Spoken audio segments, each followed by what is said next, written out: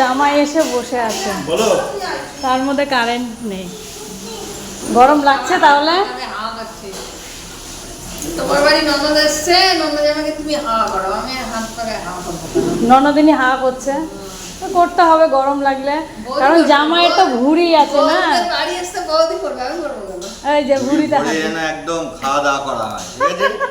ভুঁড়ি কম হয় না, 2 ইঞ্চি যেন বাড়ে।